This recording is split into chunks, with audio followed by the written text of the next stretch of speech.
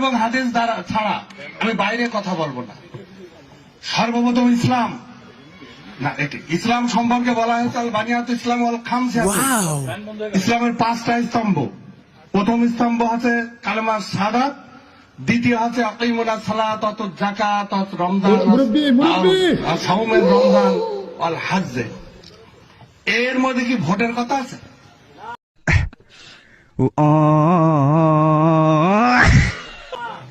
ইসলামের 5টা স্তম্ভের ভিতরে কি 6 নম্বরে কি ভোটের কথা আছে যে ভোট দিতে হবে গো? এই হলো ইসলামের হলো প্রথম স্তম্ভ। সেকেন্ড কথা, আল্লাহ তাআলা কেন মানুষকে সৃষ্টি করলো আপনারা জানেন? খলাকাল জিন্নি ওয়াল ইনসানা লা ইয়াবুদুন। তাহলে মানুষকে এবং জিনকে আল্লাহ তাআলা তৈরি করলেন কি জন্য? আল্লাহর ইবাদত করার জন্য। কোন মার্কায় ভোট দেওয়ার কথা কয়েছে যাই ওই মার্কায় ভোট মারবা বলেছে?